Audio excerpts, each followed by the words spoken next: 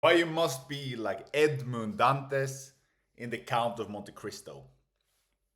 The Count of Monte Cristo is a famous book as well as movie that is about a sailor, a young sailor that was in the French army and got betrayed by his best friend that also took his woman that he was supposed to marry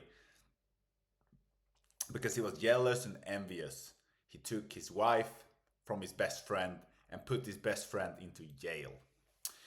So Edmund Dantes, the main character, he was a sailor. He was young and naive. He was in love with his woman Mercedes, and he had his best friend who was from the aristocracy and was jealous of Edmund Dantes' great results in the navy, that he got promoted to a high degree position, as well as he had the woman that his best friend also wanted. So because he was from peasant birth, he was just a common farmer. His best friend that was from a higher degree aristocrat didn't like that, and he became envious. And because of this envious and jealousy, he snitched on Edmund. So Edmund got put into jail for lifetime.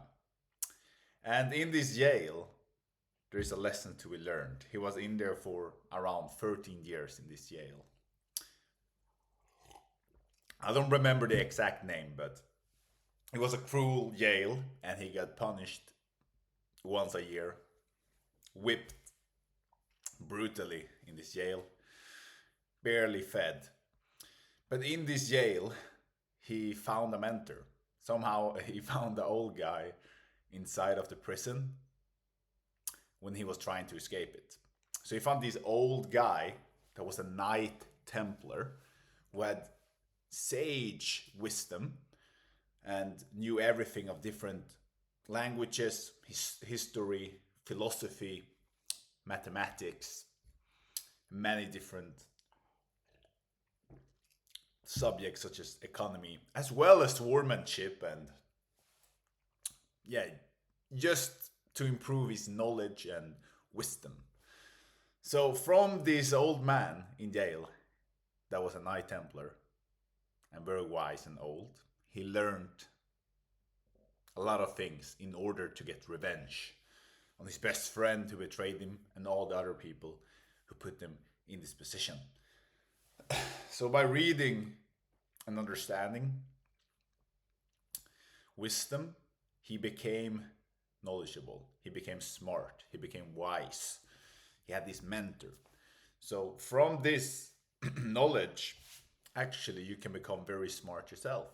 So do just like Edmund, you will be betrayed by people. People will lie to you and take advantage of you, perhaps even put you in jail.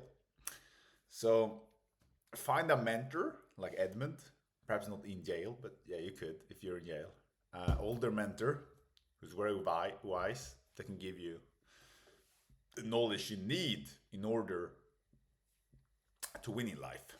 So Edmund learned all of this inside of Yale and understood human nature, strategy, and how to get the results he wanted. So after some while learning, he was there for 13 years, like I said. He was learning there for 13 years, and together with his mentor, he was able to escape. Sadly, his mentor died inside of jail, and with the help of strategic moves, Edmund was thrown into the sea, faking to be dead. When he was thrown into the sea, he was able to get the Mount of Cristo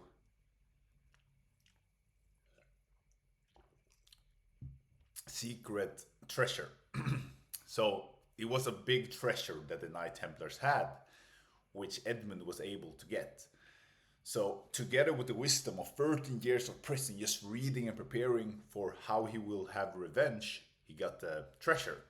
with a treasure, he could buy prestige in society and plot and plan how he will get his revenge. He also became more older and wiser, so he knew how to have patience and think strategically in order to put his plan into action. So instead of just giving up, inside of there he understood that the older you get, you need to actually plan ahead and be more patient instead of just thinking urgently and directly. So when he escaped, he got the treasure, and now he could plot his revenge.